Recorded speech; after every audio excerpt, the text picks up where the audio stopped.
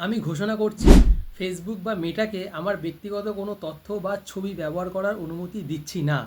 সবাই তো এটাকে পোস্ট করেছে, আমি একটু নেক্সট লেভেল যাচ্ছি, মানে এটা ভিডিও ফরম্যাটে পোস্ট করছি। এবং আমার মনে হয় এই পোস্টটা দেখবার পরে জুকু কাকু তার কোম্পানিতে গিয়ে বলবে, আরে ভাই ও তো পোস্ট করে দিয়েছে, ওর প্রোফাইল আর একদমই ইউজ করা যাবে না। ভাই, ফেসবুকে পোস্ট করে যদি আইন চালানো যেত তাহলে আমি আজকেই ফেসবুকে পোস্ট করতাম, প্রেমে ব্যর্থ সবাইকে 1 কোটি টাকা দেওয়া হোক ক্ষতিপূরণ হিসাবে। ভাই, রিয়েলিটি এমন হয় না। তুমি ফেসবুকের সঙ্গে তার টার্মস অ্যান্ড কন্ডিশন মেনেই সাইন আপ করেছো, আর ভাবছো বাংলাতে একটা পোস্ট করে সমস্ত টার্মস অ্যান্ড কন্ডিশন বেকার হয়ে যাবে। ভাই, গরুর গাড়ি দিয়ে যেমন উবের চালানো যায় না, ঠিক তেমন ফেসবুকে পোস্ট করবার পর প্রাইভেসি রক্ষা করা যায় না। দুটোর কথা ভাবলেই মাথা গরম হয়। সত্যি কথা বলি, ফেসবুক যদি চায় তোমার ব্যক্তিগত তথ্য ব্যবহার করতে, তোমার ফটো বা তোমার প্রাইভেট চ্যাট ব্যবহার করতে, তার জন্য তোমার প্রোফাইলের কোনো প্রাইভেসি সেটিং ফেসবুকের প্রয়োজন হয় না।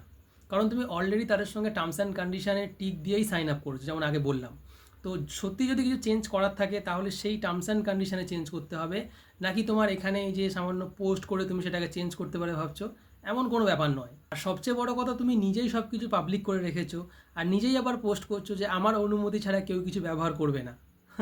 আর তুমি যদি মনে করো আমি তো অনলি মি করে রেখেছি বা আমি আমার অ্যাকাউন্টটাকে প্রাইভেট করে রেখেছি, বাবু তুমি ভুল করছো। ঠিক আছে, তুমি যেটা অনলি মি করে রেখেছো সেটা শুধুমাত্র আরও অন্যান্য ফেসবুক ইউজারদের জন্য, ঠিক আছে, কিন্তু ফেসবুকের জন্য নয়। তুমি যখন ফেসবুকে কিছু আপলোড করো, তুমি ফেসবুককে সেই কন্টেন্টটা ব্যবহার করবার লাইসেন্স বা পারমিশন দিয়ে দাও টার্মস অ্যান্ড সার্ভিস অনুযায়ী।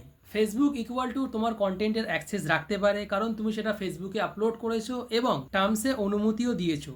আর একজন আইনজীবী নাকি এই পোস্টটা সাজেস্ট করেছে করার জন্য, যেটা দেখলাম। আমার মনে হয় উনি কোনো কোর্টের উকিল না, উনি ফেসবুকে পোস্ট দিয়ে শুনানি চালায়। কালকে নাকি বিচারপতিকে ট্যাগ করে রিলস বানিয়েছিল, ক্যাপশনে ছিল জাস্টিস লোডিং।